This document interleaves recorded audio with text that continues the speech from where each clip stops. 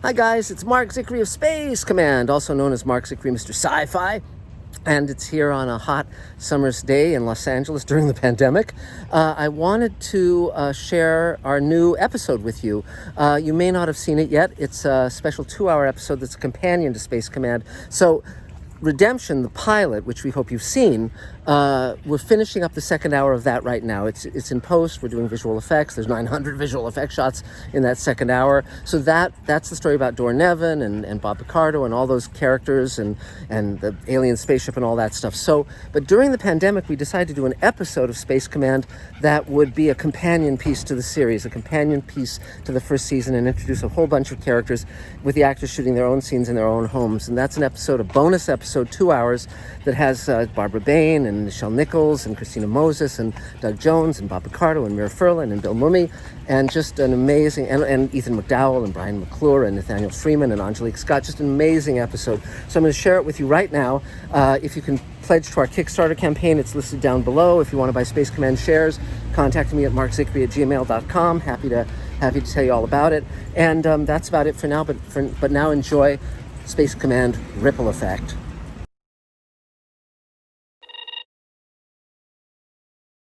Space Command is a story of several families over a number of generations. It begins 30 years from now, when Anson KEMMER, a pilot for the United States Air Force, meets and marries Anoka Chandimal, a peace activist. They have a son, Jack, who 30 years later becomes captain of the Space Command cruiser Paladin. Jack has 2 lieutenants serving under him. Lieutenant Bradbury. And Lieutenant Borges. Who has a father, Gabriel, who disowned him when he joined Space Command. And a fiancée, Gloria, a pilot in Space Command. Eventually, Bradbury becomes a captain. And has a daughter, Alexandra. Z for short. Who has a son, Liam, who ends up serving on a later version of the Paladin under Jack's great-grandson, Matt. But we're not there yet. Jack also has a chief engineer on the Paladin, Charlie Chilton, who eventually becomes captain too. And who has a gifted and brave daughter, Delaney, who joins her dad in Space Command during the Great Solar War. and a chief medical officer, Dr. Lee Brackett, who in her off time, when she's not doing autopsies on freaking aliens or whatnot, is getting massages from cute male synthetics. Now, at the same time, Jack meets and marries Laura Essex, also captain in Space Command. Laura has a troubled younger sister, Ella. Jack and Laura have a son, Ed, who when he is only 20 is assigned as weapons officer on the Space Command cruise ship Lionheart during the Great Solar War. When Ed is an older man and fleet commander, he gets a knock on the door from a teenager named Matt, who turns out to be his grandson. Under his grandfather's guidance, Matt joins Space Command and captains a later incarnation of the Paladin.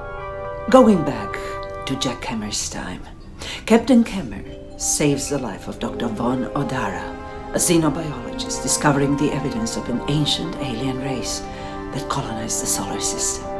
Von has a daughter, Yelena, and a grandson, Andrei. And of course, Von had an experimental genetic treatment that makes her much longer lived. Which is how, 90 years after being saved by Jack Kemmer, Von marries Lynn Odara, a medical doctor who, after a tragedy, becomes known as Odara to Lynn. Going back to the Jack Kemmer timeline, Von hires Yusef Sikander, a widowed mining foreman. His son, Odin Sikander, is shipped off to Europa, a moon of Jupiter, where he's raised by his great-aunt Simone. Odin grows up to be a world conqueror and starts the Great Solar War. His son, Darian Sikander, follows in the family business. Something Darian's daughter, Liana, isn't exactly happy about. Back to Jack Kemmer's time. Greg Mazzy is a genius inventor, head of the Mazzy-Patillo Corporation. Who's been inventing since he was 9. He has a son, Alton, who turns out to be a disappointment. But Alton's daughter, Elena, grows up to be every bit as brilliant as her grandfather. Greg Mazzy also invents Dor Nevin, a synthetic, and a son of sorts. And Dor Nevin, in turn, is responsible for a character named Deuce, who bears more than a striking resemblance to Yusef Sikander. Got that? Let's get this show on the road.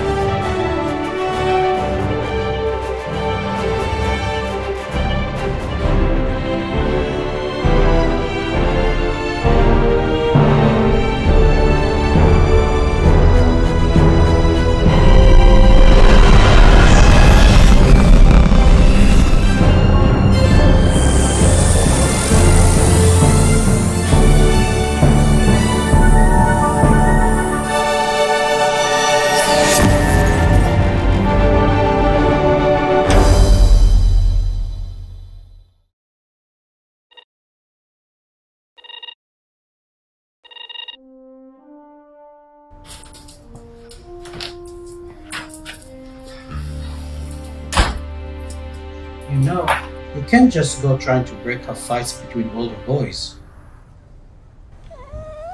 Hi, Son.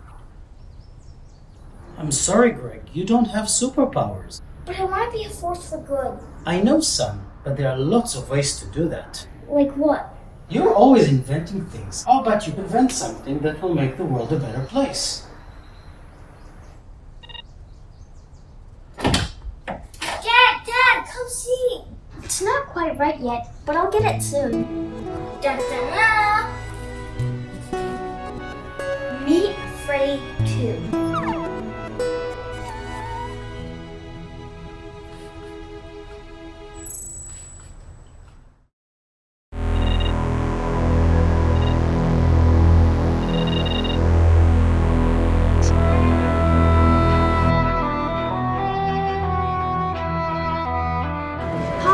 Slow down. Your uncle has flown all the way to New York to see his favorite nephew, Yusef. And you think we should insult him by being late? When we have just to go across town? Hey, watch it. Sorry. Excuse me. How do you plan a future for yourself and your kids?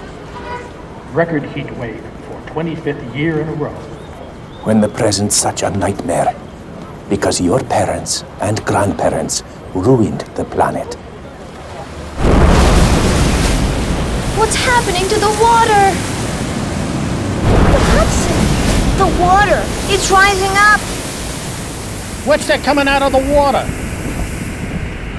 Gas! It's a cloud of gas! It's coming right for us. Run, Yusef! Papa, the cloud is coming for us! We can't outrun it. There has to be something.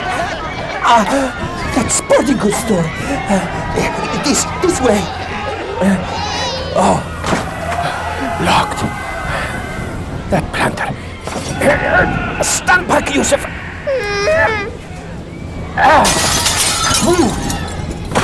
Where is it? It has to be here. What are you looking for, Papa? There. The scuba gear. Good. Air in the tank. Oh, but there's only one. Yusef, sit here on the floor. But... Breathe through this. And put this mask on your eyes and nose. Good. Don't take them off until someone finds you. Papa. Promise me. I promise. Oh, my beautiful boy. Papa, don't go. There it is. The gas. Like a roiling beast. A son should not see his father die. All these poor men and women. Chickens come home to roost. The future is worth fighting for. Even if you won't be there to see it.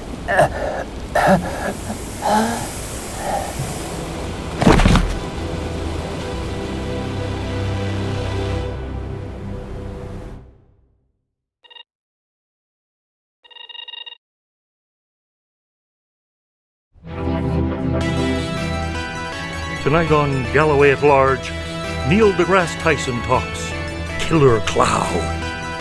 Brought to you by Eterna Youth, where Neil deGrasse Tyson isn't just a genius. I'm also a customer. Global warming flattened the temperature gradient from the equator to the poles. You know what this does? It stops the oxygen-rich Gulf Stream from circulating back along the ocean bottom. And when that happens, it's death to all oxygen-breathing life down there. The anaerobic bacteria on the seafloor proliferates, and it excretes toxic gases that build up and erupt out of the water, poisoning all New Yorkers, and in fact the entire east coast of North America. And you say there'll be more of these incidents? Well, we think it's happened before, and we're on the brink of it undoubtedly happening again, unless we can somehow cool down the ocean and get the Gulf Stream running again.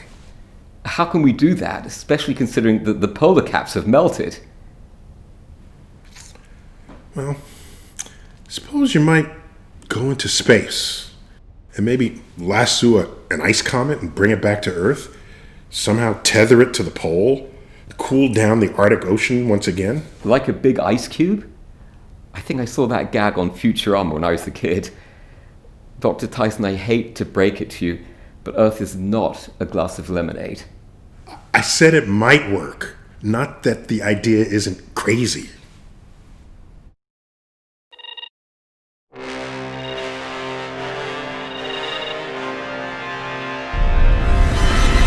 Ladies and gentlemen, we are about to attempt the impossible. Coming up on the Comet, Captain. That is one big hunk of ice. We are here to lasso it.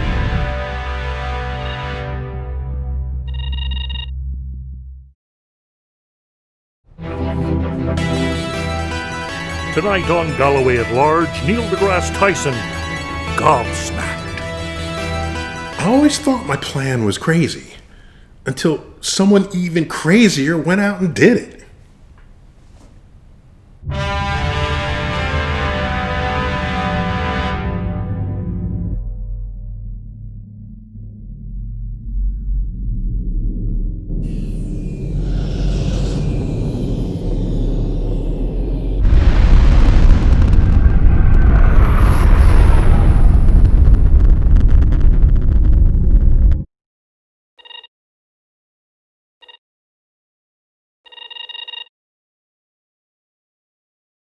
Laura,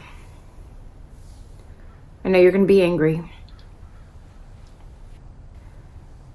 Lately, there's been a lot of anger between us. But I hope you'll understand and respect my decision. You joined the army, you said, to do good in the world. And I didn't understand how giving up your conscience was good. But I guess you didn't either. Because in the end, you and Jack rebelled against the military's genocidal tendencies.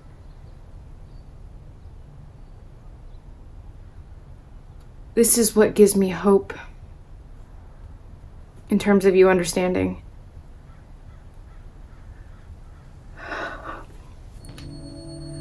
I'm heading off to join Kazane's army. I, too, want to make the world better.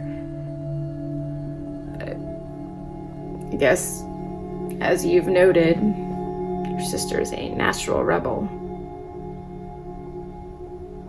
who's never seen true justice dribble down from the privileged and powerful. I do believe this is right with all my heart, and leave with only one regret: that I made never see you or Octavia again. Just know that if the end does come, seeing you in my mind will bring me comfort. Sorry. I thought I'd come up with better words. Live as a brat, die as a brat. What can I say?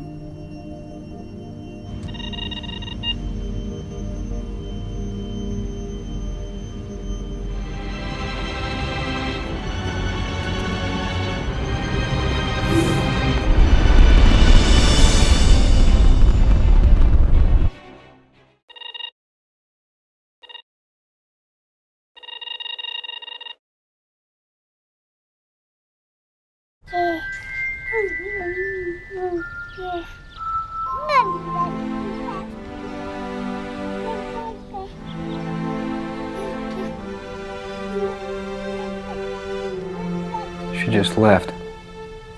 No note as to where.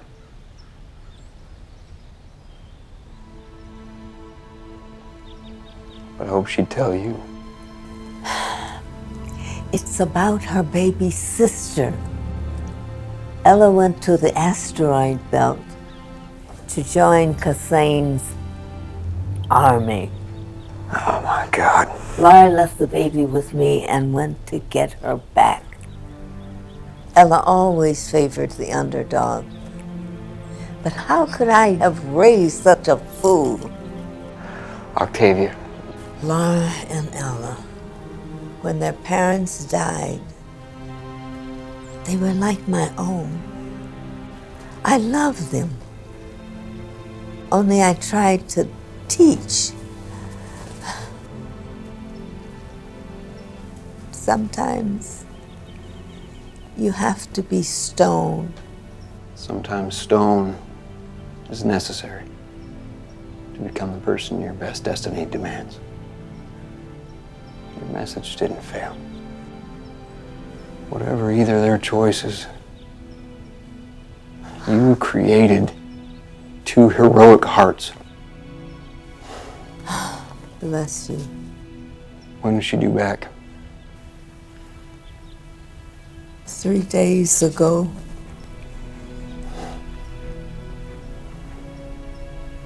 There's no time to lose. Don't be angry. Laura believed she could save her, and Kassane promised. He promised a safe passage. Jack, how could she not try? You'd have done the same.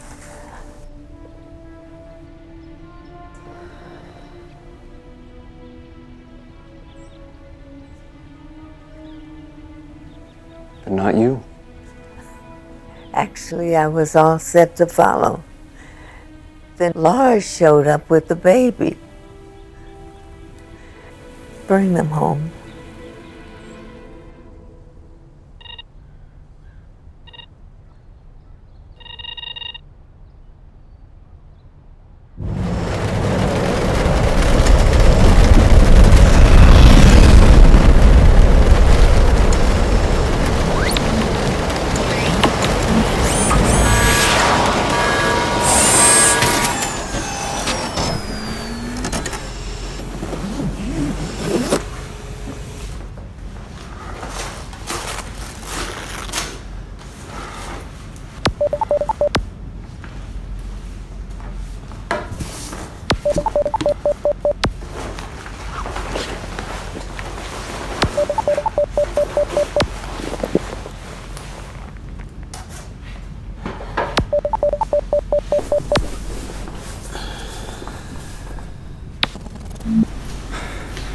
Any luck?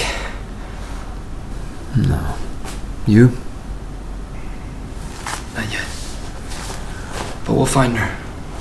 Yeah.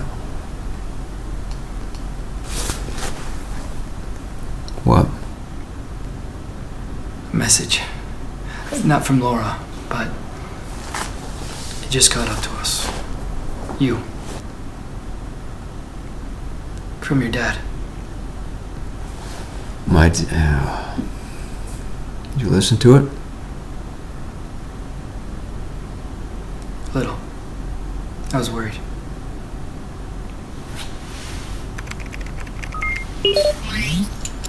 Send it over. Hey, son. Octavia told me that you've gone off to find Laura and her sister. I wish you would have told me how to come with you. I don't know what good it would have done. Maybe none, or maybe...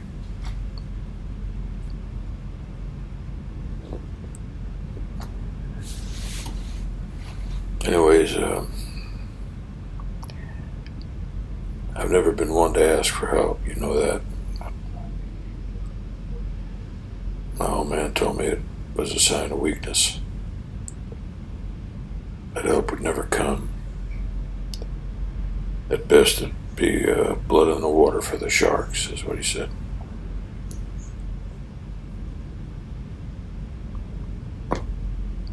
Except your mother, when I first met her. That wound up changing the world. That's what they say anyway. Anyway, that's ancient history. I guess what I'm trying to say is I've never had a light touch. I always came down real heavy, even when it wasn't called for. And that left me with a heavy hand and heart.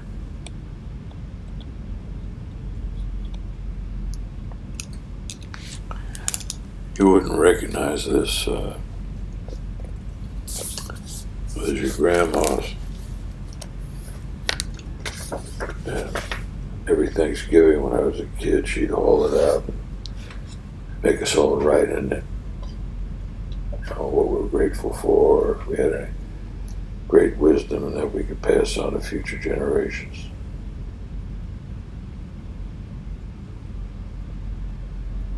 It was to remind us that we were part of something bigger. That we weren't in this thing alone. Naturally, I thought it was all bullshit. So when she died, I stopped writing in it.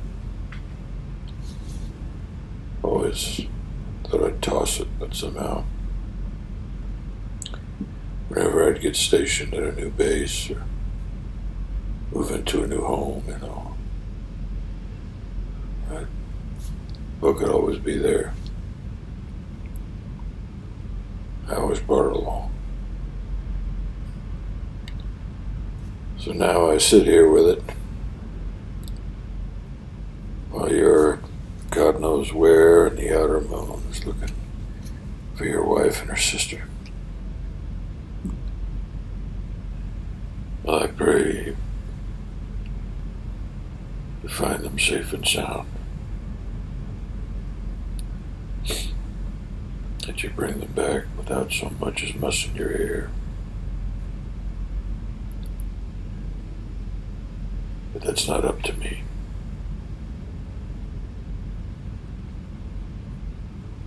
So while I sit here unable to do anything to change the course of the way things are going to go down, I thought I'd tell you what I'm grateful for.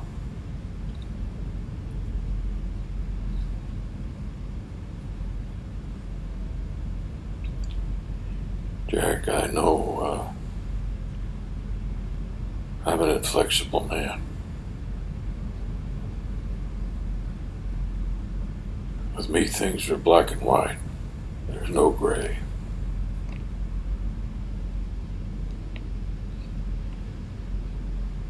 It's good or bad, that's the end of the story.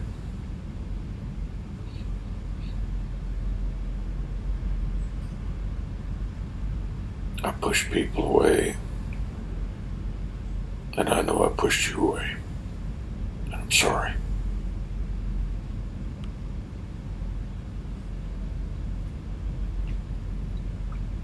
Thank God your mother wouldn't have any part of that. She held on for dear life.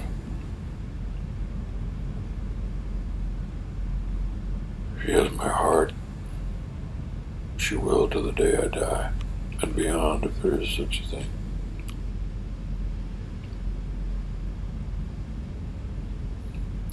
Thanks to her, I amounted to a hell of a lot more than I would have otherwise.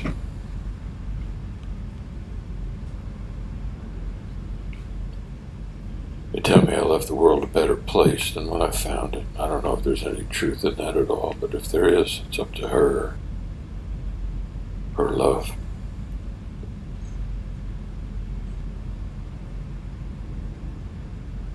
She was about the only one that could have stuck with me.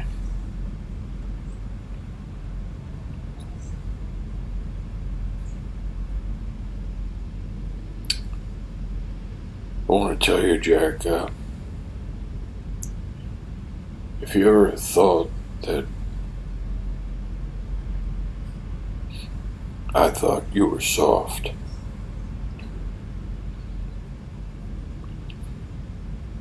I want you to know that, to me, softness is a strength.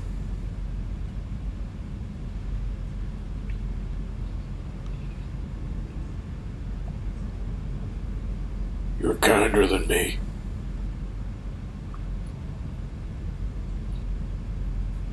You're a better man than me. And I know that.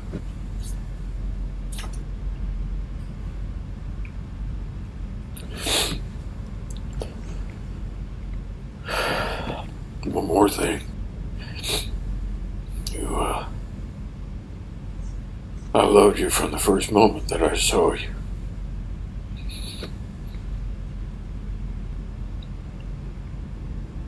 And I've loved you every moment ever since. And I wanted you to know that too.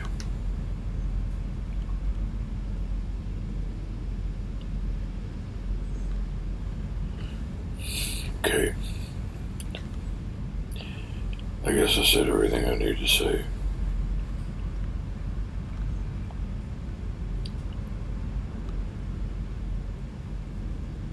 When you get back, if you want, maybe we could take a ride up the coast in the Bugatti or something.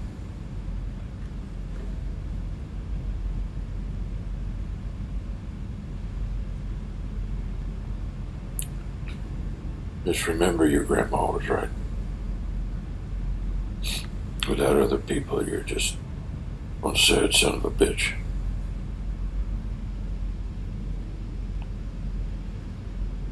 Okay, kid.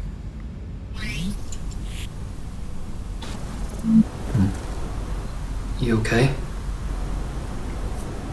Yeah. Wouldn't be a bad tradition, you think? Nah, it's okay. It's just... my son isn't gonna have to wait till he's grown. He's known from day one how much I care.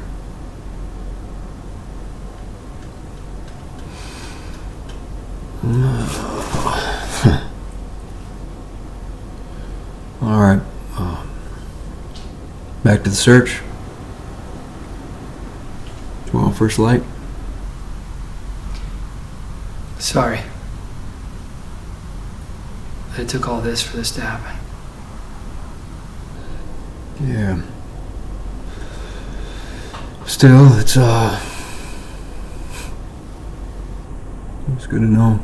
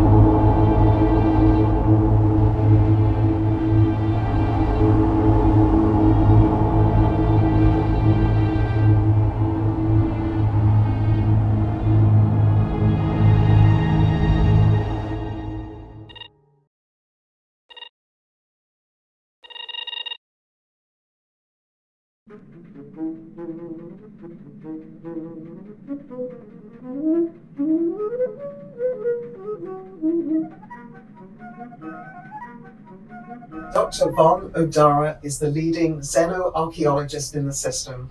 Her discovery of artifacts of an ancient alien race, the Yamar, is the scientific find of the century. Dr. Odara, thank you for joining us. Thank you. I almost forgot. My apologies. I know I promised you an interview. I was celebrating. My daughter just had a baby. Thank you, Dr. Odara. We do appreciate you leaving your party. So, questions? The Yamar?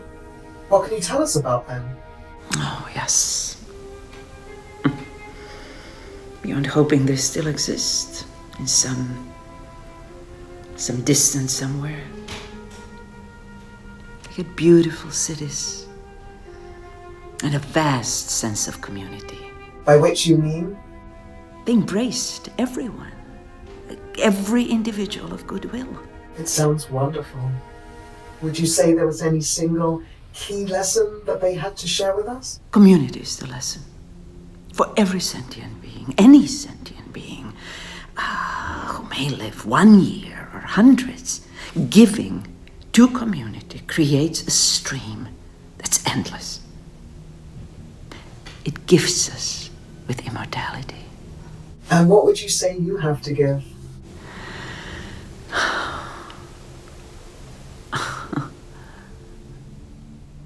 I would say a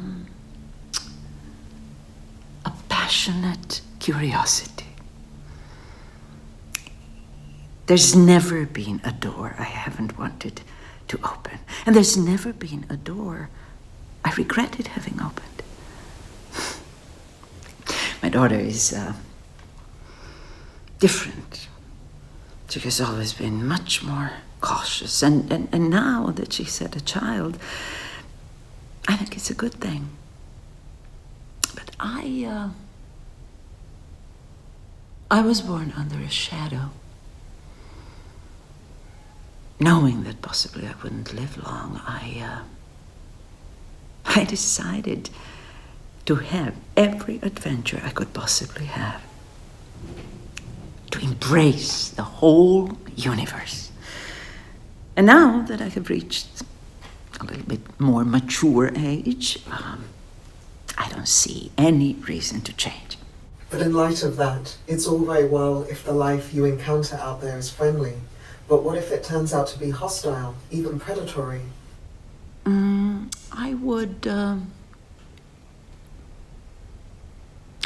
I would endeavor to change their minds. And if I failed,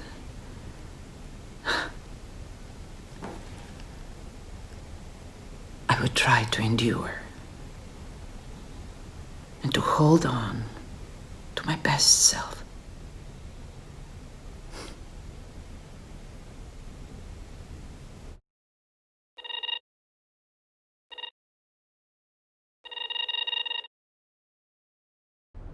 Okay, so if you are watching this, you got it out of the school's library because you want to get the lowdown on job choices when you grow up, which is, hey, better than starving. So in my case, that would be ship's doctor.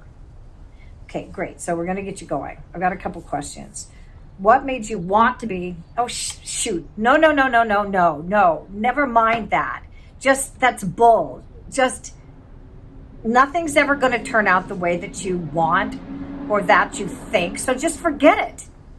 Life, it's not that you're screwed, but you are up for a couple surprises. The more to the point is, what is it actually like, right? Well, saving lives, that's nice, but there are these things called fluids. We're made out of water, most of you know that, but it's not just water, it's more like goo. And you're careful. You try not to get it on yourself. Sometimes it just spurts and then... Also, you're not as often saving lives as pieces, which folks are glad to get back, but yuck. And you got to steel yourself. Oh, that's that. Okay, what's the question? What's the best part of being... Okay, that's easy. I mean, after the thing works out, and sometimes they do, Your buds are going to want to take you out and celebrate. You get to be a mini hero. Get a couple drinks under your belt. Not like you're getting walloped, but just a buzz. And then if you're in a nice place and the bartender will take your keys, that's not a problem. So, but hey, guys, don't go overboard, because if you start to hurl and it is a nice place, it's gross. Oh, hang on. The librarian's coming, walking this way. She looks mean. Yeah? Hold on for a second. I guess I'm out. Jeez. Evidently, I missed something. What a bitch. Oh, sorry. Did I say that? Cover your ears. At least I didn't say shit. Shoot.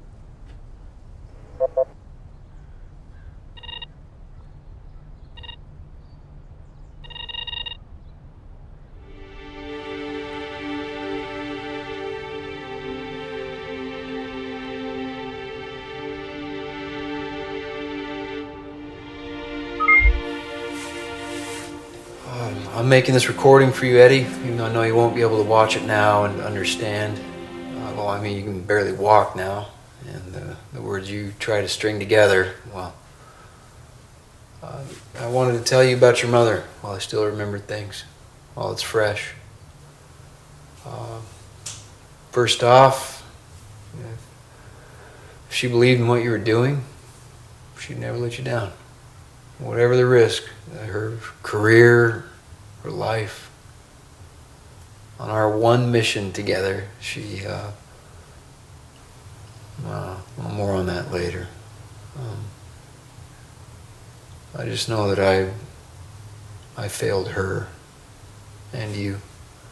I don't know what you're going to think of me when you're 5 or 10 or 20, but I know what I think of myself.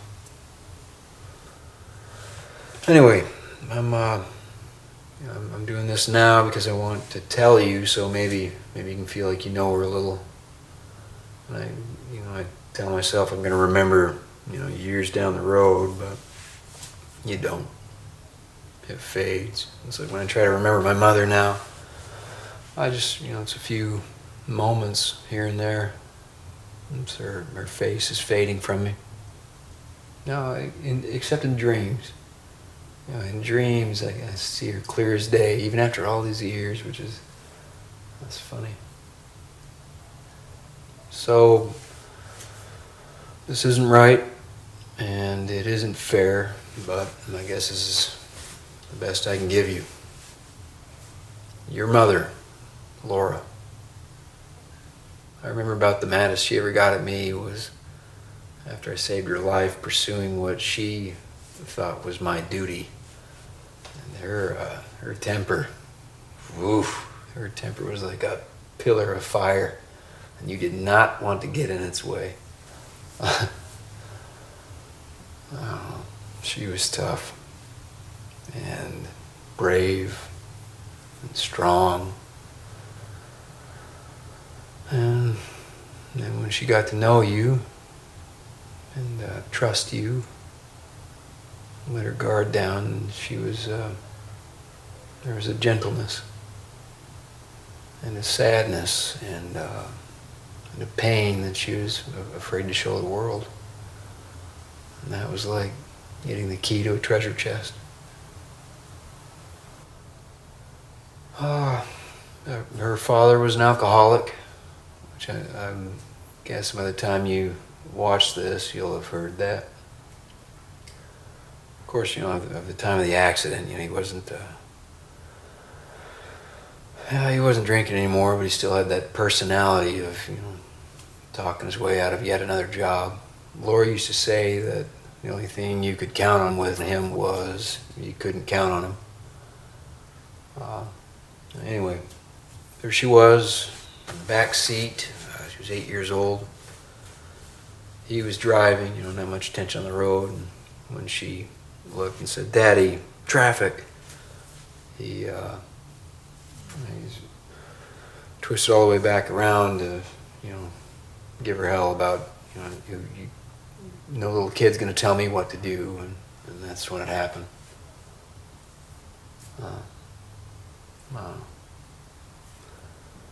I guess that's why she always, why she wanted to control things so hard, to make the world line up straight and right forever, always for the little guy, the underdog. There's never an injustice that she couldn't just try to do something about. She always liked plaid too, which I could never figure out. I guess I never will.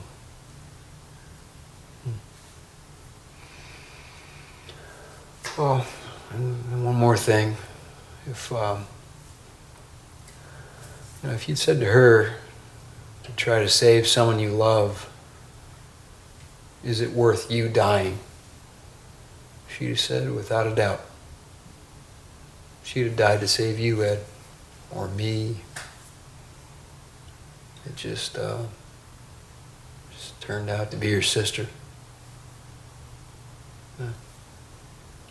She went in with her eyes open, because we both knew going into this line of work that, to love anybody, you gotta, it's inevitable that you're gonna be parted by time and distance or death. We chose to have you knowing that too. Well, maybe it's selfish of us. But every time I look at you, I see her. And every moment of my life, I will keep you both here and here.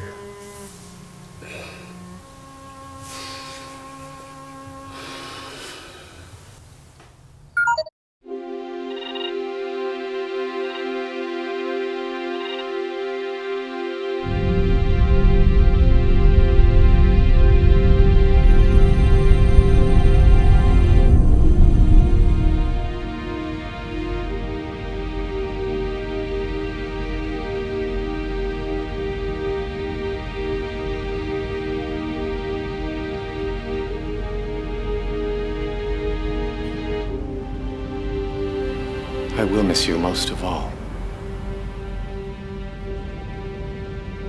Where are we? A distance from Mars, I'm afraid. You said that once before. Yes, that's right. We are in a different system now. Far from home. A new home, and a better one. Do you think you can sit up?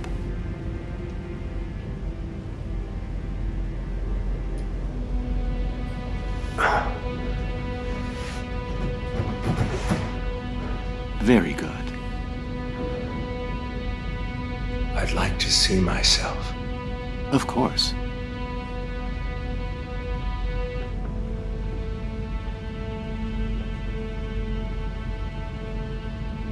Do you know who you are?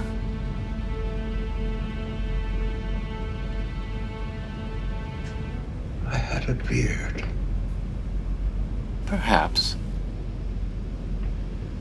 And I seem to remember a son. And that is from a different life.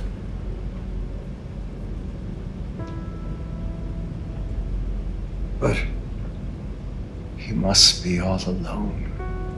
There's nothing you can do about that now. I have been thinking about loneliness. When I was on Earth, Sirius, Mines, Mars, and now here, with all my followers. You can be alone in a crowd, especially when you once had a friend. The thing to remember is that you are not alone. And now, neither am I.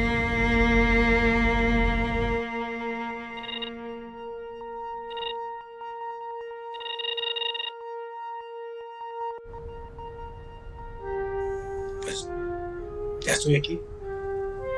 Satisfecho. Sí, bueno, supuse que si te llamaba cada media hora tu buzón se llenaría y no tendrías otra alternativa que responderme. ¿Y a ti se te olvidó que yo te saqué de mi vida? Cuando me uní al comando espacial, sí. Pero esto es importante. ¿Así? Importante como el espacio, como Marte. Tiene su encanto peculiar. Hay canales aquí, papá. Canales de agua. Y la terraformación está yendo tan bien que dentro de unos años vamos a poder caminar afuera y respirar sin necesitar una máscara. Imagínate. Quiero que sepas que sí, soy tu hijo. Pero no soy tú. Y la única manera de seguir unidos es aprendiendo a dejar ir. ¿Y qué libro de autoayuda te estás leyendo ahora? Eso te hace sonar, que digo viejo, antiguo. ¿Por qué me llamas precisamente hoy que es el Día de los Muertos? ¿Será porque eso es lo que ha sido para mí? Porque recuerdo nuestra tradición. Tradición, sí, hemos tenido mucha tradición. Y siempre juntos. Tus abuelos, tu mamá, que en paz descanse, y tú. Siempre recuerdo que en cada Día de los Muertos íbamos a Río Verde y mirábamos nuestro reflejo en el agua y gritábamos: yo soy latino.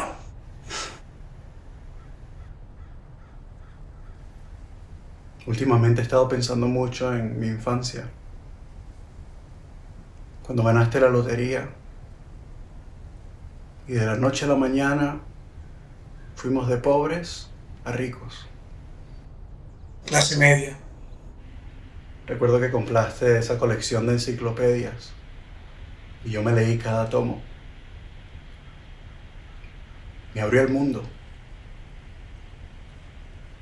Teníamos dinero y aún así nunca cerraste la tienda.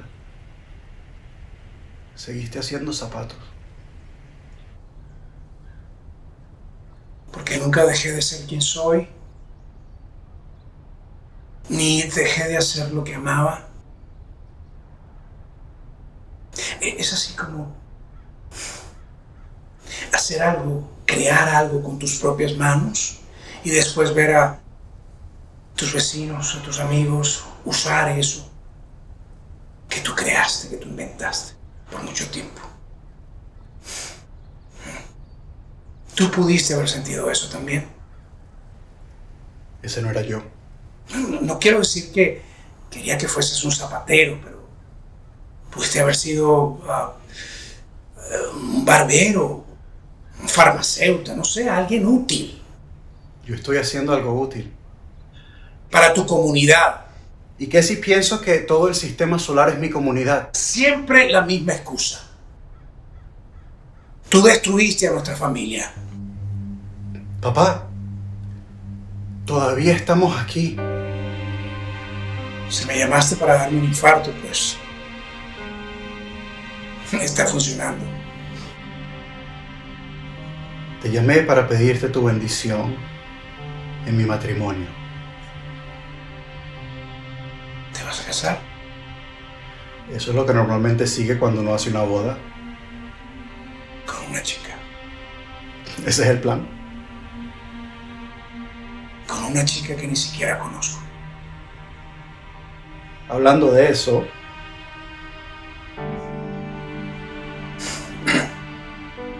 ¿y usted cómo se llama? Sí, soy Gloria. Y yo sé cómo llamarlo a usted. Seguramente Oso, como me llamaba mi hijo cuando era pequeño. Porque, bueno, soy grande y doy miedo, ¿no? No, el monstruo.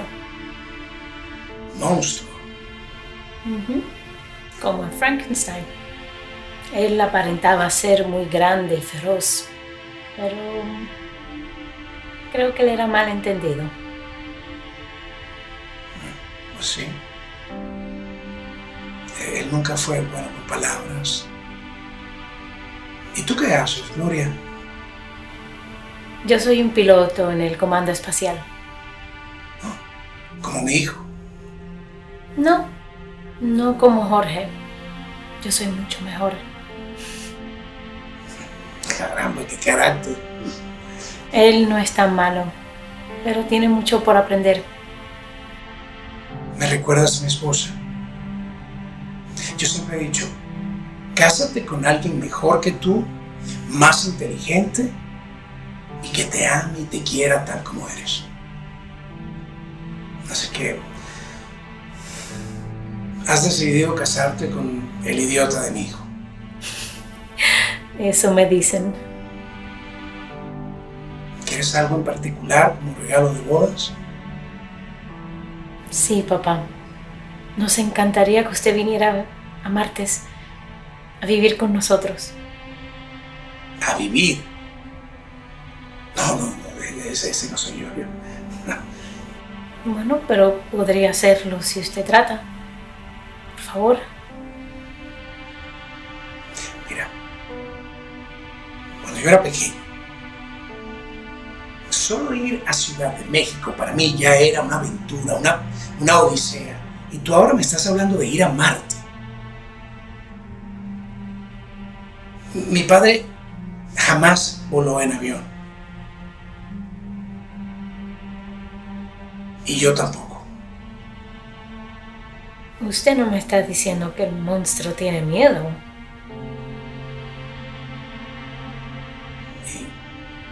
Y si es así, ¿qué pasa?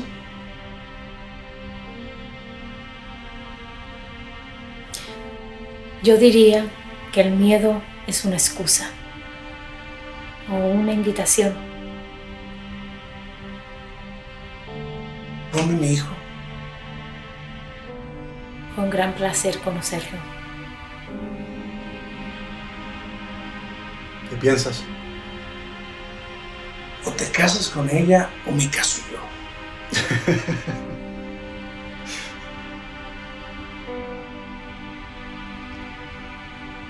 Papá, todos los días que estamos vivos es una lotería. Y la mayoría de la gente pierde porque nunca compran un billete. Comando Espacial es mi billete. Y Gloria es mi fortuna.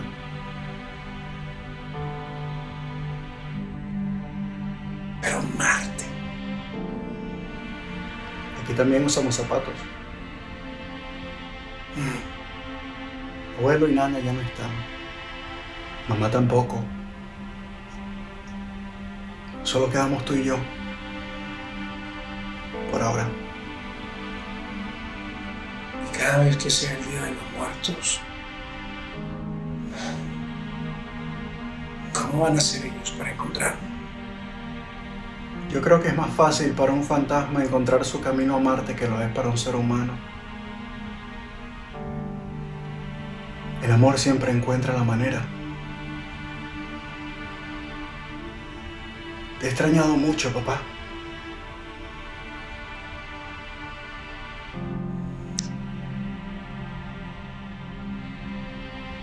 Iré a Marte.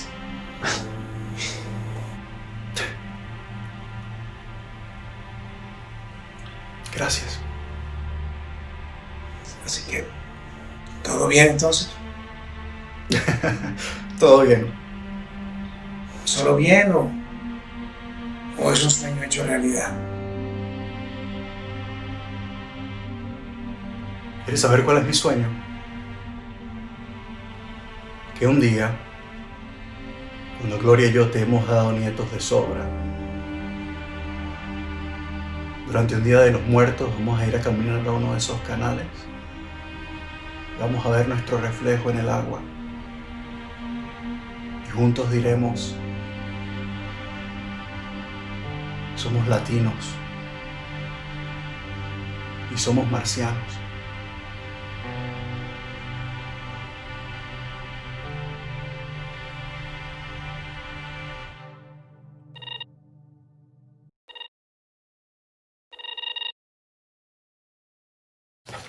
I address myself to Greg Massey of the Massey Patillo Corporation. Having been at your first presentation of synthetics, where you made the case that they were so much better than the real stuff, humans and other things alike, and boy was I convinced. Only then, the human contingent whipped off with Dornevin, leaving all the other gizmos behind, which is what this is about. I don't know how to turn them off. I don't even know how to turn them down. And I've been calling your complaints department, and again, you have put me on hold. And I have yet to talk to a single living person, which I suppose is ironic. But the point is, I was taken in by your sales pitch, lock, stock, and barrel. And, of course, the warranty has just run out. So I need help with this. Ow! Ow!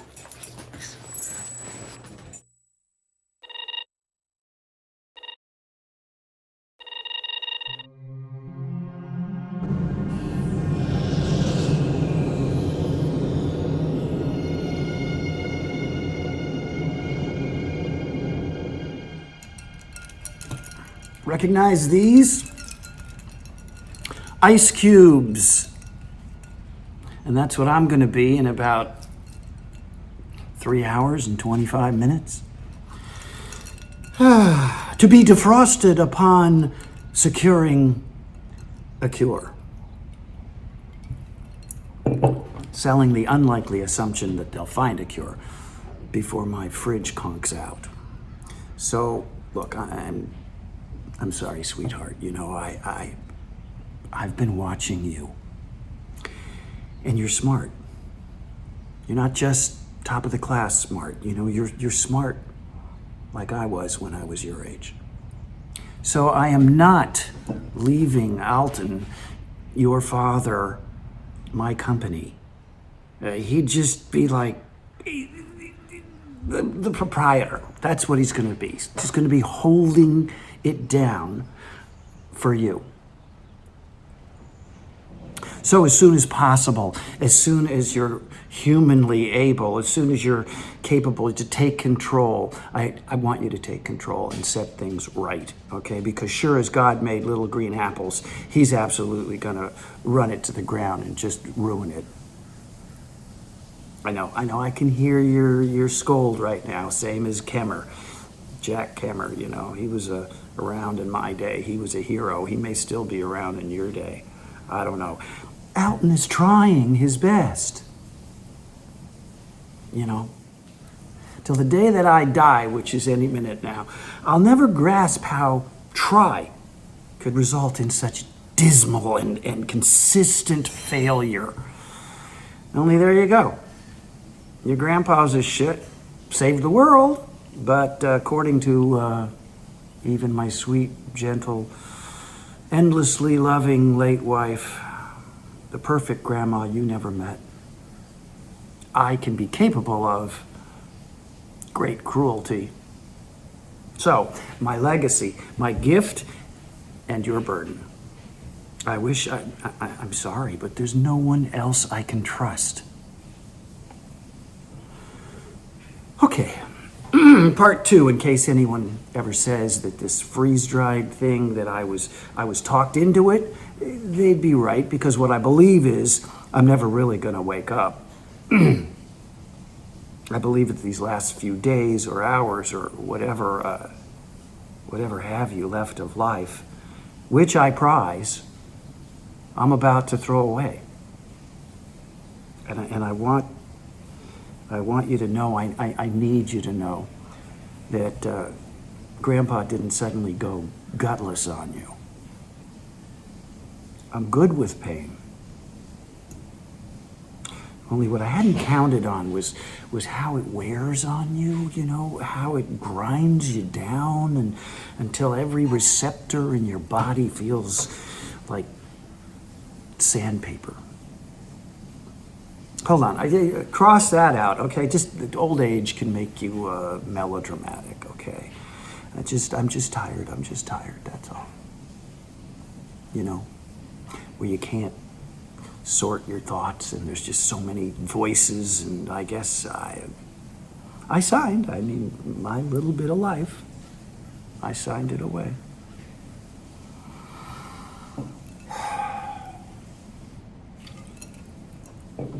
I'm sorry, honey. So, if you don't mind, with my old fogey apologies, I'd like to end on a very small piece of wisdom. Okay? Be happy, be kind, kinder than me anyway. But not too, because they'll take you down and maybe take your last. Mostly be brave, because if you're not, the first two, they're not ever going to happen. And sweetheart, trust me on this. It's something you deserve.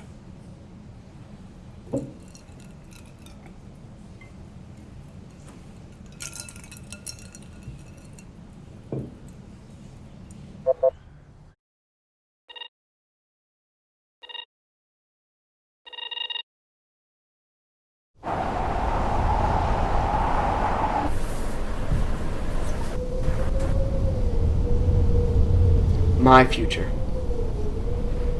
by Odin Sikander. An imposition. Abandoned. Banished to an ice planet. With an even colder ant.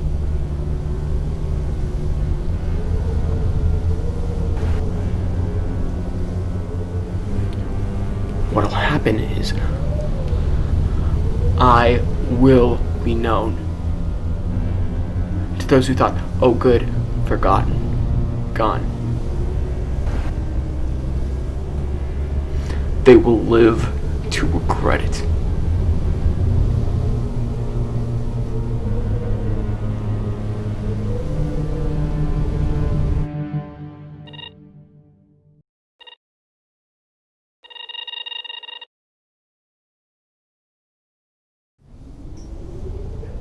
Claire, Simone, I've been trying to reach you for a few days now.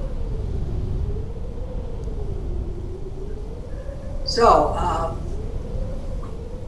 well, anyway, I've got that gizmo that you need for your generator, and the vendor thought I might be wasting money. Well, he said that your whole half of your valley is gone. Oh, maybe you're dead.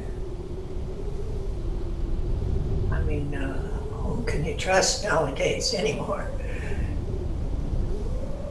Only I heard the rumble, even with the wind.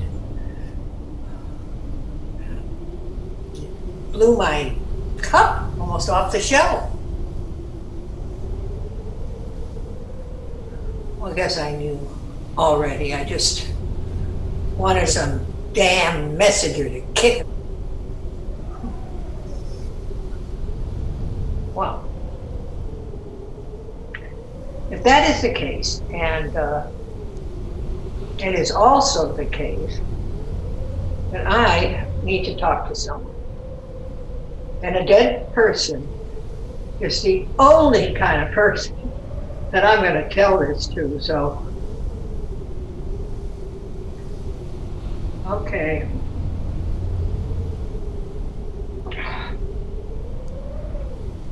Here's my deal.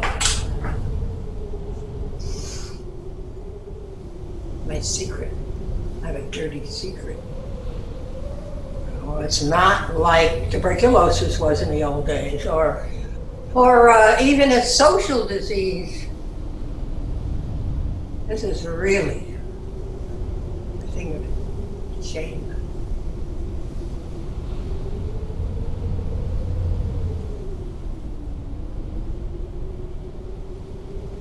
Mental illness. Yeah. Even in this day and age, I felt something, some connection, even as a small child. But to my married sister who dutifully took me in, jealous over her perfect life. And Veronique, her perfect little girl. She had the great, wonderful,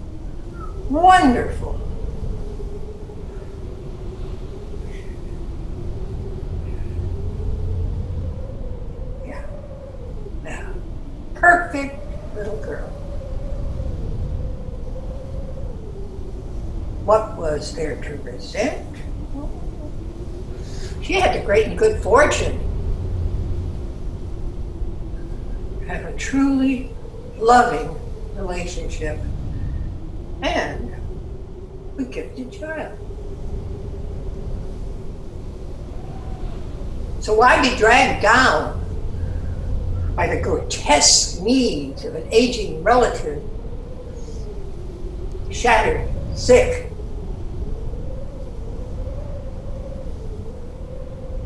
Better to blame the willful nature of a brutal personality. Yeah, well, no, that is not right. I led them there purposefully. Willful was nothing compared to the deep, dark, bottomless hole.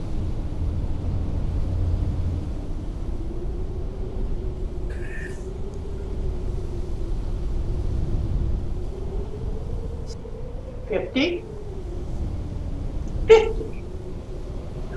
away from home.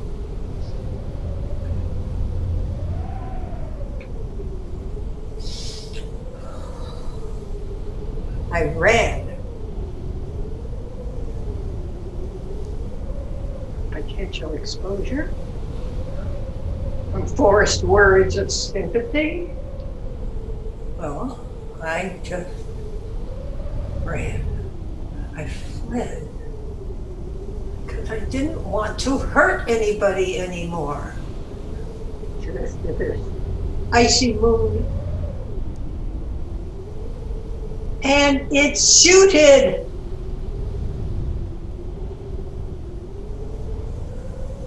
Ice. Hard as a diamond. It matched my inside. While the screeching winds at night were like the noises in my head. Hiding. The storm was hiding. I belong here.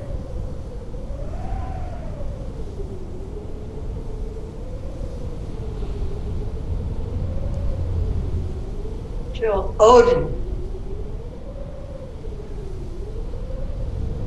All those people happy, brimming with the capacity to love. Well, I, a dark, empty wraith, survived. So, into my hands, these hands felt alive. An innocent orphan boy, by the advice of the state. I thought I was crazy. But secrets again. Secrets, my secrets. How could they know?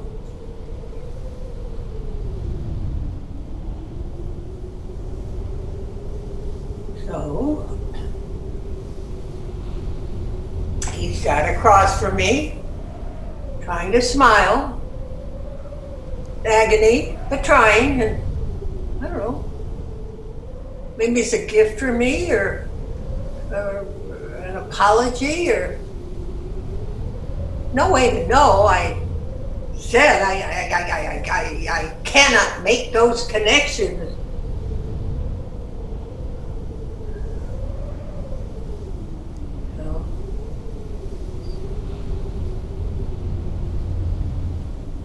any case, simple common sense told me he needed to be held. Every time that thought entered my brain, oh, my stomach stiffened. My whole body got rigid.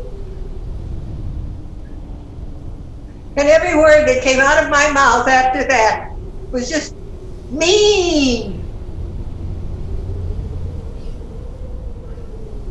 Well, I was in a cage, one layer down behind the bars.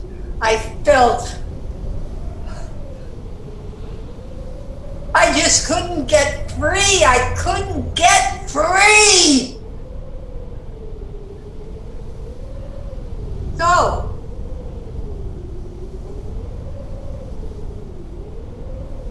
I downgraded myself. Well, from mentally ill to monster.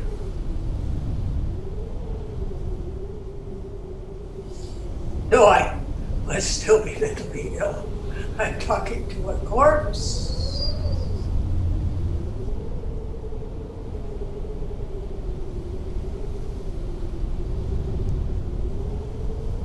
Maybe. Oh, maybe. I'll run away. Leave. Maybe I'll leave. Monster.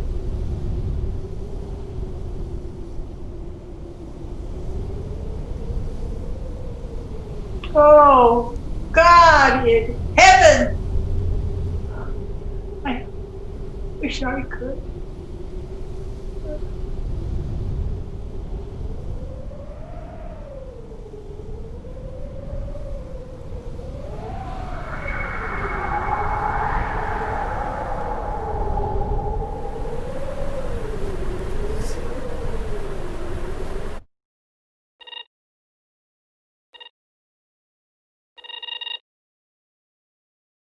Hi. Hope college is better for you than it was for me. Actually, why I'm sending this is just as you were leaving, you said something. Made me feel like you felt guilty about getting the company. Which, no. Couldn't be happier. It's... had a dream a little while back. Never told anyone about it, because... Anyway, I was grown, younger than I am now, but grown, and back in grade school, Miss Dorothy Rankin. She was up front. I was her only student, seated in one of those undersized chairs. She was saying how happy she was that I was her big success story. And suddenly I knew in my dream that I'd been lying to her. Only the lie wasn't that I was rich and powerful like my dad, it was that I'd become a teacher. Like her. See, in real life, not in the dream, she was the kind of teacher who focused on the dumb kids. Like, walking us through the easiest stuff, yet somehow never making us feel dumb. Just special. Even convinced us it wasn't easy.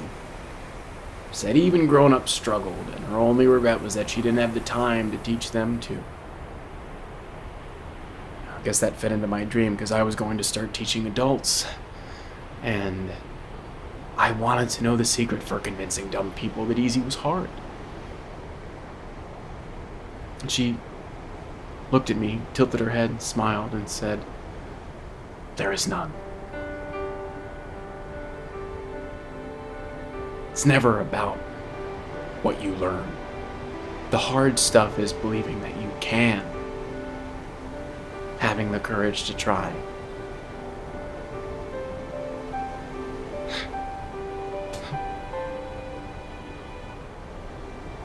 Can you imagine your granddad's face, me telling him his only son is determined to spend his life teaching remedial to dummies?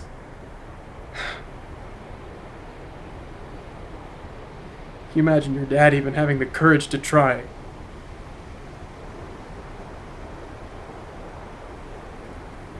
Sorry, veered off course. only wanted to say you belong in the Mazzy clan. I don't. Tried, but only family thing I ever looked forward to was teaching you stuff as you grew. You were always 10 steps ahead, so Your mom wouldn't have been left behind. She was gorgeous, gifted. Only her granddad made the match, and pretty soon she was sick of me. Wanted you, but... well, you know your granddad. You were blood, family. I also really, really didn't want to let you go. It's just... your poor mom. Point being... hopeless fit. Anchored to your granddad. Anchored to his company. I'm just grateful to finally be cut loose.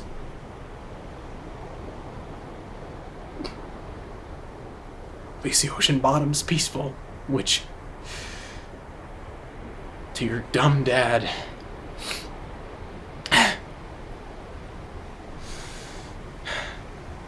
is a gift. Call me if you need anything.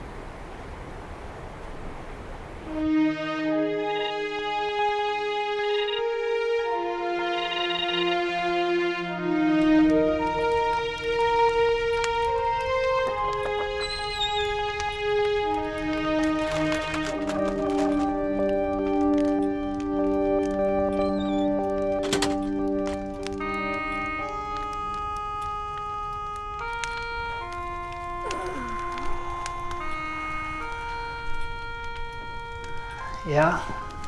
Your mom said you had all these questions about who's who? Yep. What is this for? You haven't been hired by some big media outlet already? No. Just starting out. Independent. Great. How far back? As far as you can go? That's, you don't want to miss your own graduation party. No problem. We're just starting. Just, what is this for, if you don't mind me asking? Reality check. Reality check. Against the PR version? You want Smarm? Smarm's great, but mostly... Hey. We all love heroes, only if they're too perfect, they're like statuary. There's no connection, and we're on our own. So what I'm looking for is the human thing that gives admiring folks like me hope. That's nice. Thanks, Dad. No. Thank you, Z. Only time for a couple, but, okay. Where to start? Wait, what about... There was a doctor? Yeah. Lee Brackett. Great doctor. Great with kids. They loved her. She was so okay, inappropriate. Inappropriate? She saw them as people.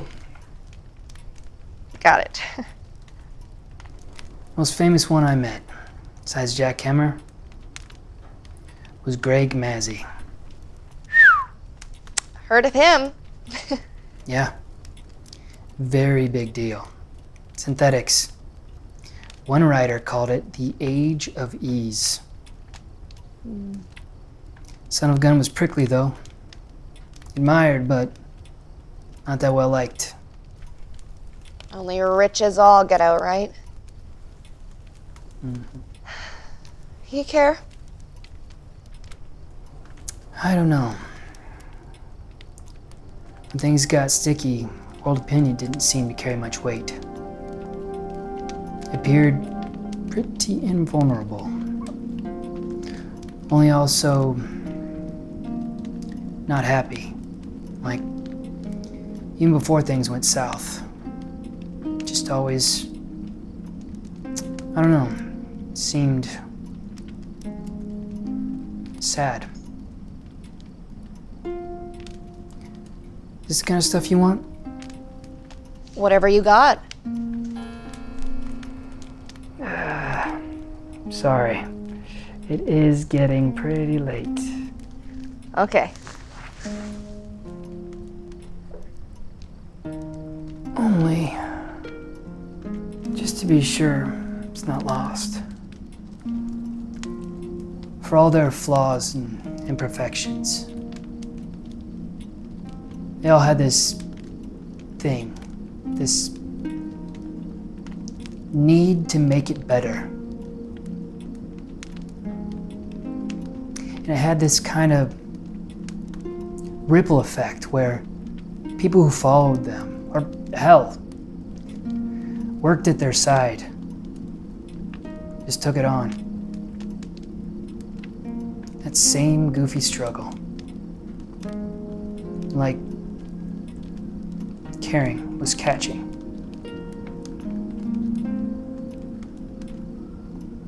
I don't know. Maybe it is. 'Cause darling, I think you caught it in spades.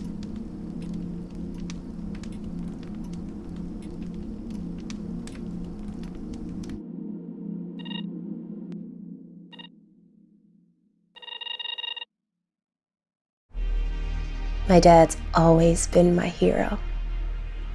He fought in the war in Sri Lanka. That's where he met that wild man, Anson Kemmer. He flew with him on that mission that caught the comet and brought it back to Earth. Even that wasn't enough adventure for him. He came back home and became a cop. He got married, had me. But the stars still called to him. He signed on to the Paladin and served with Anson's son, Jack. But he always came home. So it was no surprise that when I grew up, I wanted to be just like him. Come on, what's the big surprise? Just a minute.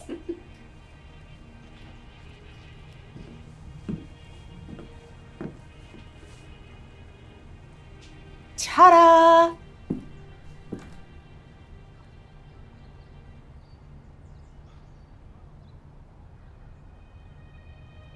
What?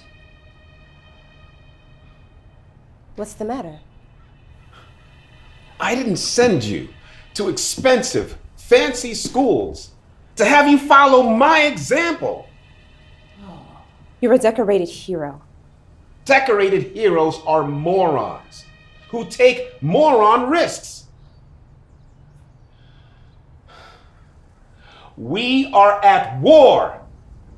You said it was a skirmish. A small skirmish. Right. Only. Only?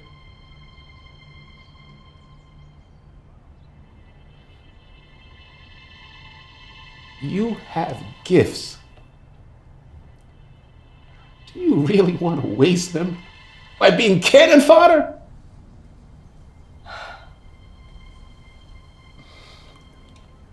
I'm your father. I adore you.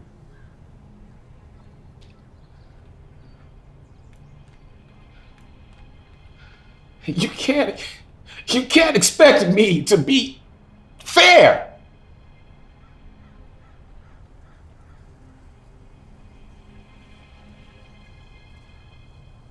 No.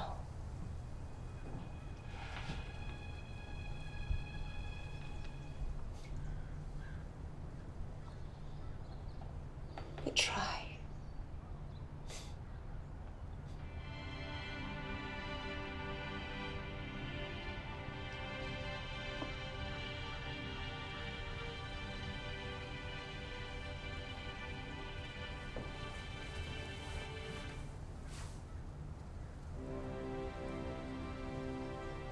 So the adventure continues. Only now, it will be the two of us.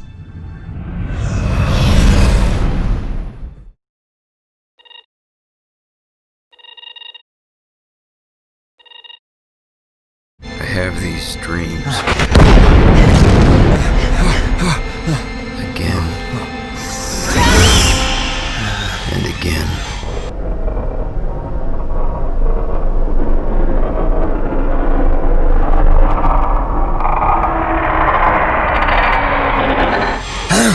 And I wake up, and I know it's just a dream. Then I remember.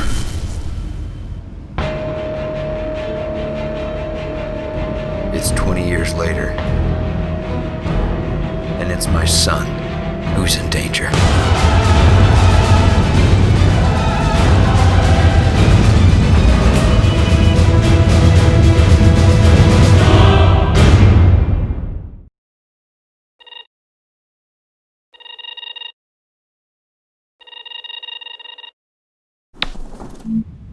Hey, Dad. Thanks for the birthday greetings and for giving me the gift that I asked for. I know it wasn't easy. I just finished watching the video that you sent me after Mom died. I watch it every year around this time. But this time it just seemed... I don't know, the past and the future has just been washing over me like waves lately. And I can't help but wonder that if Mom was here, would she be like fighting this battle alongside us? Or would she have another line of work or a path so more of kids like me?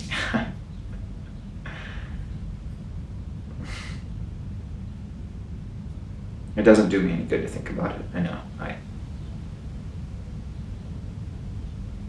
I just think it's crazy how someone that I've never met can leave this hole in me the shape of them.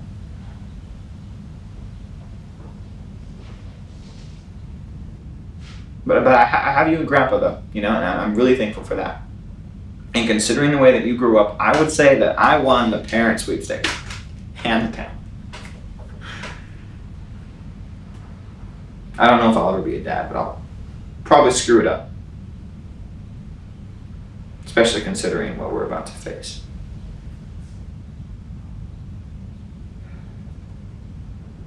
Look, this isn't one of those before I die letters. Or final farewell. I'm simply acknowledging what we all know that we're about to face.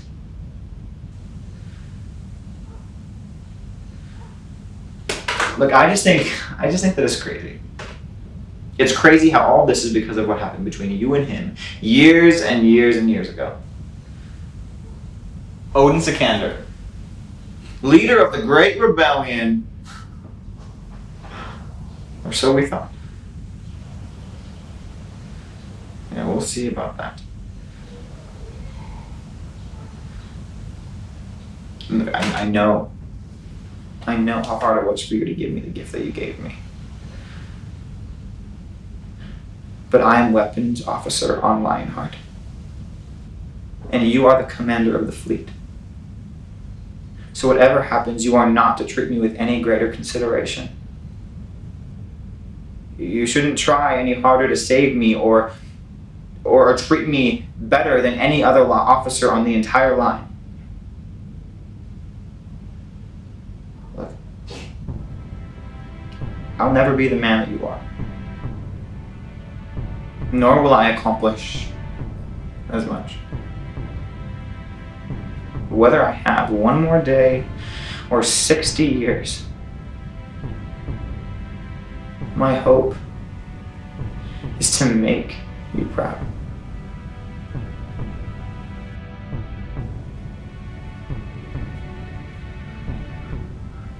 No matter what.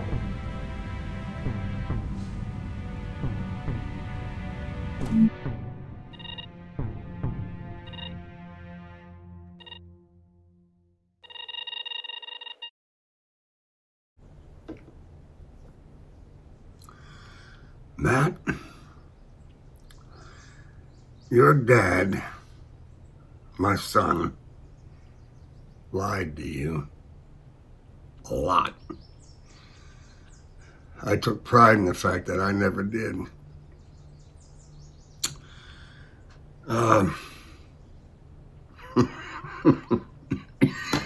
Except the fact that I just did. Sorry. But I really preferred spending my last hours following the exploits of my grandson, saving innocent lives, over watching you watch me die.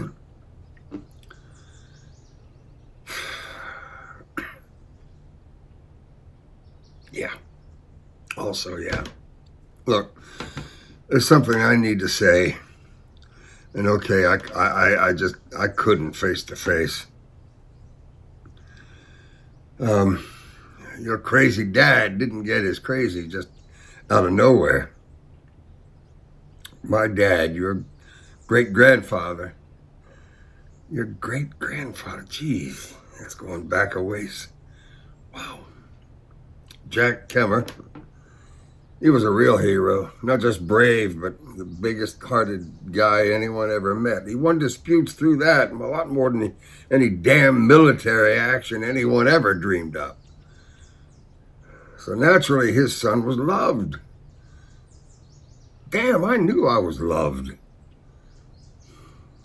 The glitch was, how can you own love when you know you're not worthy? Yeah, sure. I did well enough. Medals, commendations, all that flim-flam.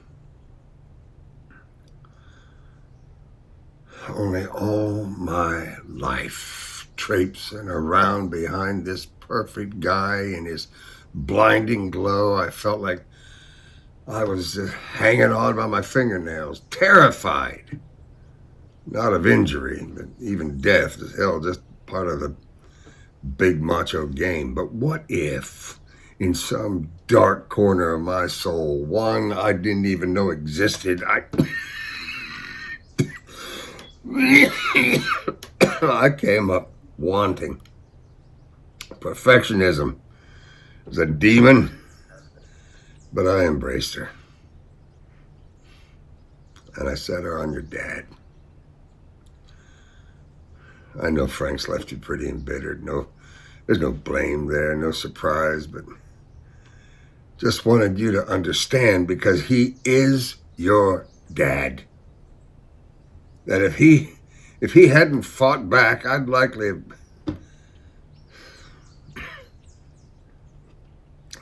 have burned him to ash in that glorious golden glow. So next time you see him, if you ever do, try to cut him some slack and, yeah, give him my regard, would you?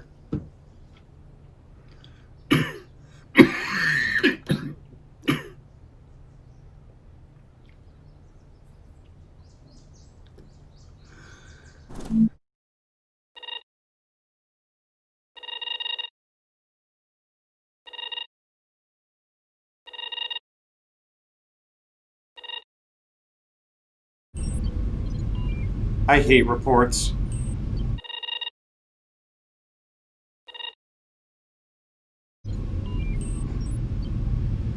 It wasn't that Jerome Kiriyama wasn't acting like an asshole. He was that, but that's not the point.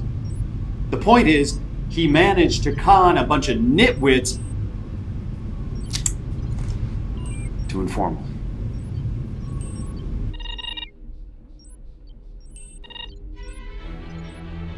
Captain Matt KEMMER reporting on the final disposition of the mission to Proxima B. Begin at the beginning.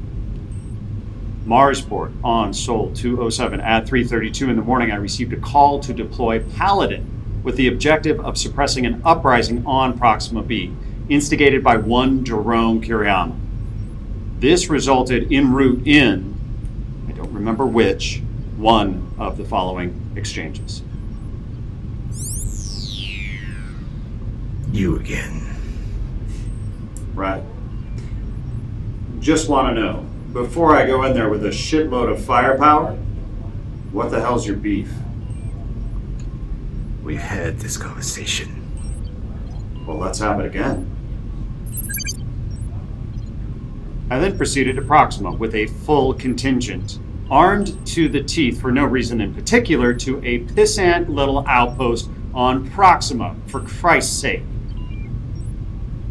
My primary objective was to have a conversation with this asshole, because whatever he was pretending this to be about, thanks to my colorful upbringing, I know this high-flown hogwash was not the issue.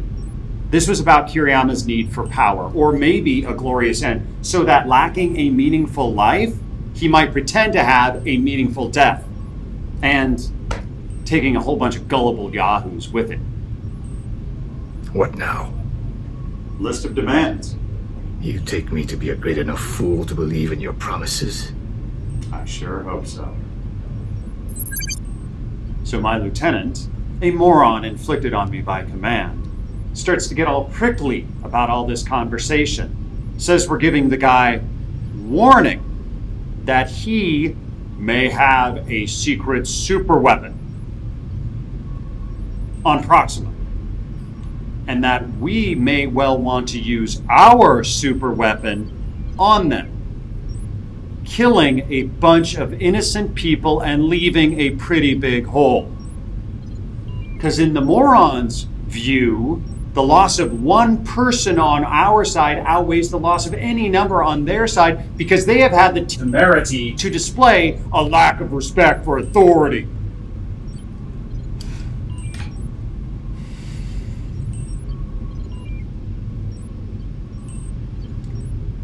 Let me tell you why the underdog fails to respect authority, okay?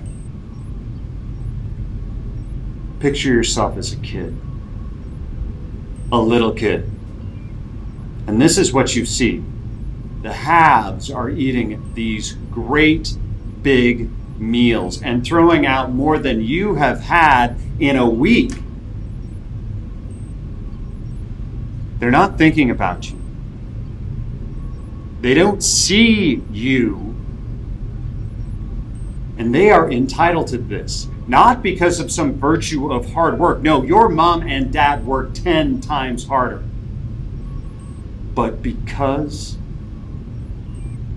of class, bribery, and the ability to lie to themselves better than they could ever lie to you. So yeah, you think, hey, I'm going down. Why not take a few of them with me? Just so at the tippy end, they understand they ain't invulnerable.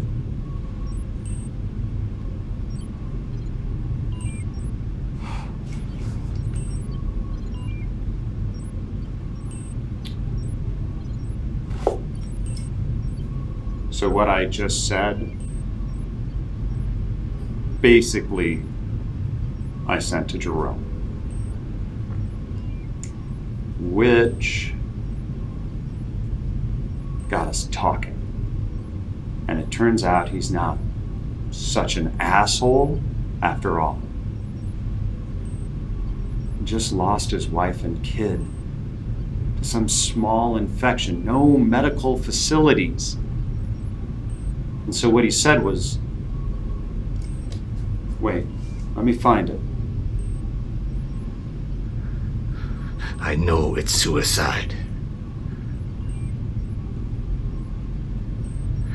But why should the pain they live through be unending? And he started to cry. And, okay, I got a little teary too. Look, I know the difference between a con man and one that's just cracking. It's what, though occasionally coarse I may be, I bring to the job. So we sorted it out.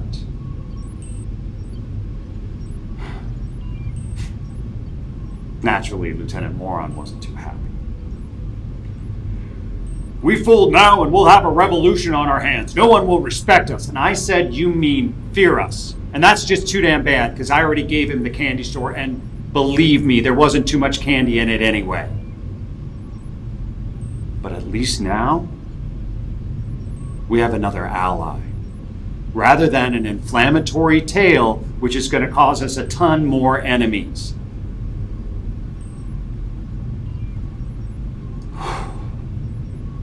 So, the moron assures me that this will get me in trouble. Hey, whatever may or may not happen, better than a genocide. And report.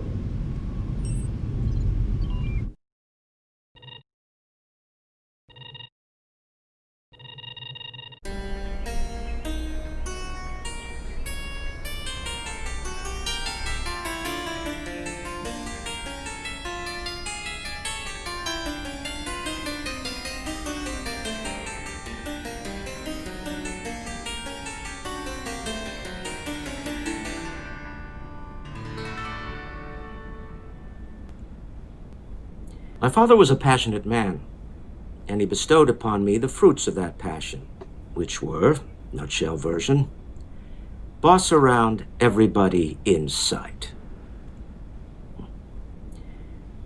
In sight. In sight.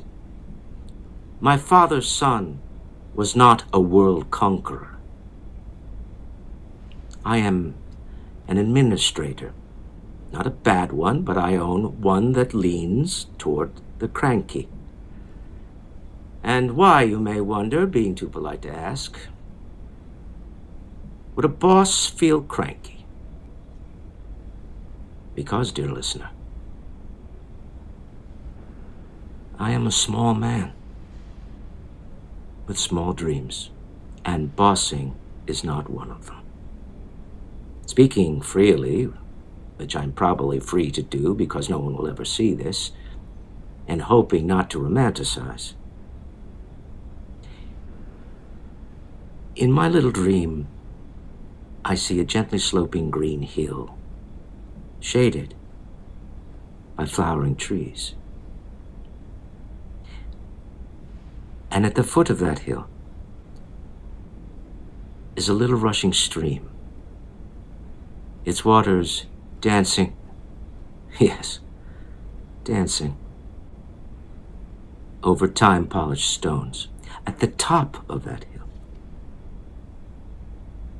is a picnic blanket, a basket, myself, and, yes, a pretty lady. Not beautiful, mind you, but pretty. Mostly because of her eyes, which will be kind, and they will look upon me with, not love, too dangerous, too demanding, but fondness, having nothing to do with power and position, but an intuitive knowledge of my secret heart.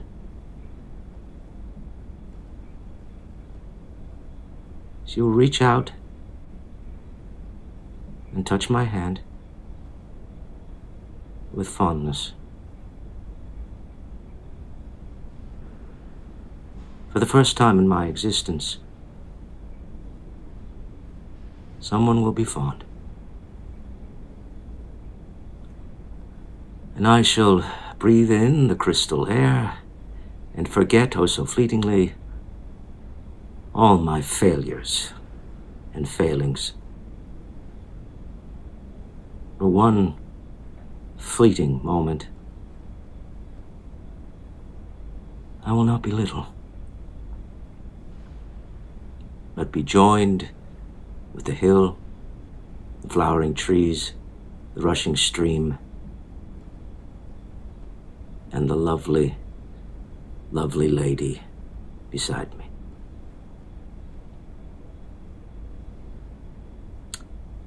And I shall be large enough to embrace the world.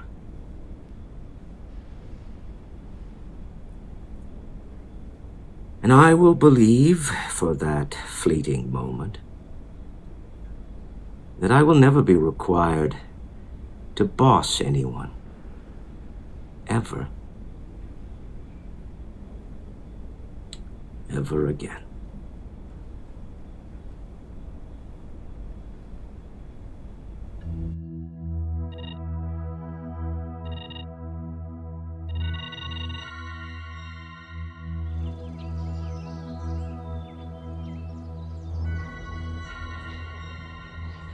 Mother, I'm leaving you this message because I believe you more than anyone will understand.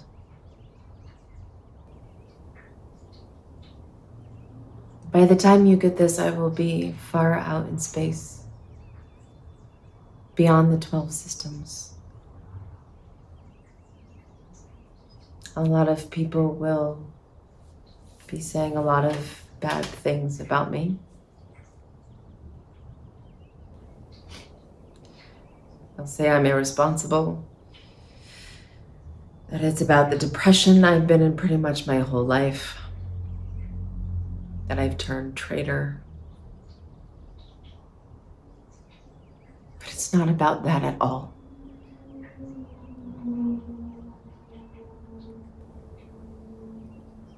I know what Father is planning is all a part of our family's story. Our grand destiny. Payback. As if for generations we've been the wrong party. I really don't know. Maybe there's some truth to that. But in the end, what he's about to do, what we're about to help him do, is an atrocity.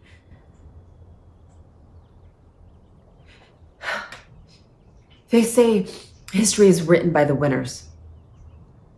Oh, and surprise, surprise, they're always good. Perhaps they even believe that. But what makes them good? Is it what they're actually doing, or is it merely because it's them that's doing it, and anything they do must be good? Okay, this isn't coming out right. I didn't want to spout good and bad. I want you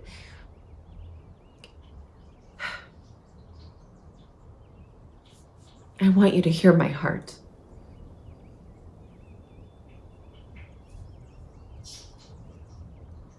All right.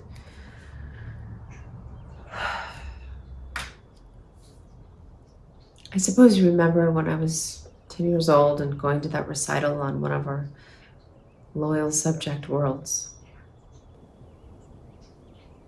They said we were attacked. We weren't. We were simply hit by a massive solar flare and went spiraling into the atmosphere of one of the moons. I don't remember the crash, just knowing we were about to. I woke in the wreckage. Everyone was dead. My ribcage crushed. I was dying too.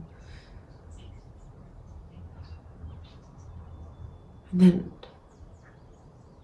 all of a sudden there were these lights all around me, like a tapestry of stars. And somehow they healed me. But it was more than that. They were in my mind.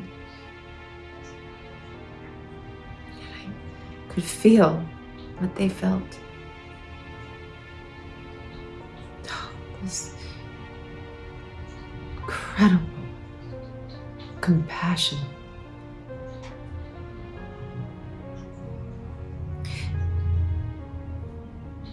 Everything alive is run life. That we can't turn away from the suffering of anyone, but we have to act.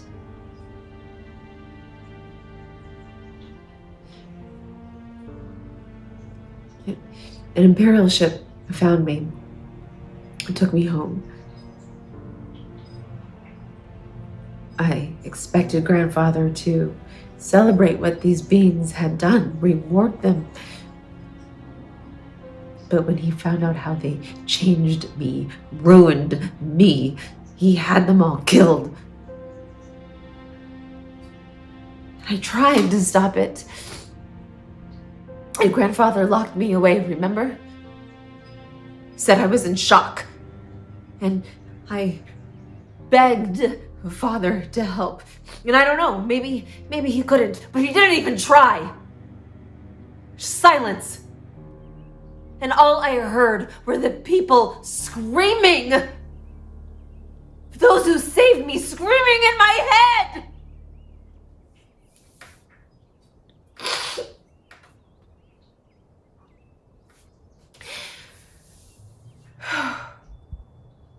No one is good if what they do or what they fail to do causes harm. I am a traitor. That's the day I turned. And I fell into a silence of my own. But not one out of complicity, but one waiting for an opportunity. For this moment to come.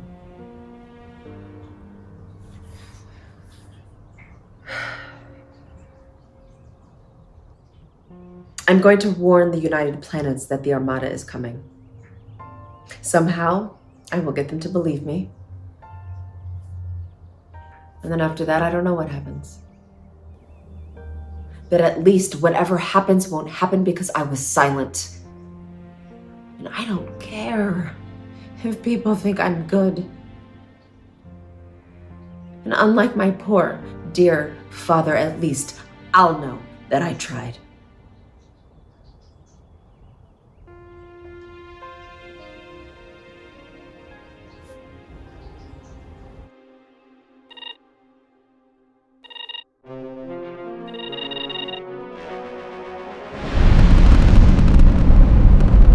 Why Space Command? For the adventure. Excitement. A chance to be a part of something bigger than myself. That's what I tell folks. I guess I figured out really early if I was cheerful and funny and did my work really well, I wouldn't draw attention. You ever heard of Sheckley Town? You wouldn't have. Record sealed. It's this little scrub outpost on this planet orbiting Van Manen star. 312 people. No one of any significance. One day, a supply ship came.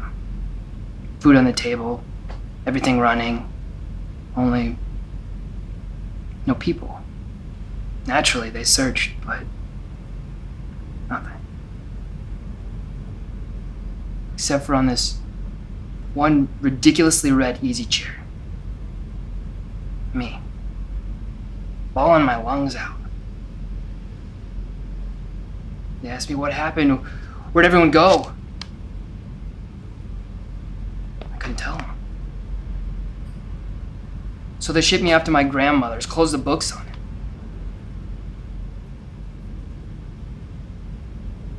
Can't stop thinking about all those people. My mom and dad. Their friends and neighbors. All the brave things they might have done. The kind things. I know it's ridiculous, but I can't stop thinking.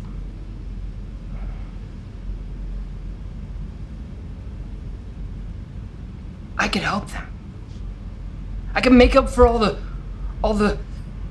things they could have done if they were here on this world. If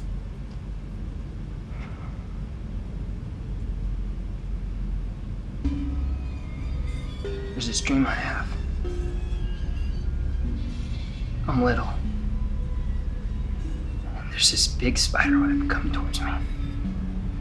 Like a shiny wet silver netting. And it gets real close, and it rears up. And it stops. And it goes away. Well, it's not a dream. It really happened.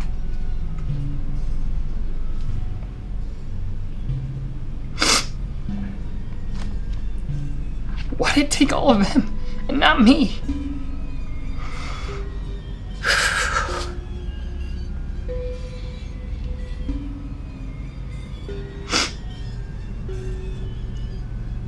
Why did I join Space Command? Because I heard about you. About what happened. Did you try and find the thing that did it to you? And I want to be there when you do.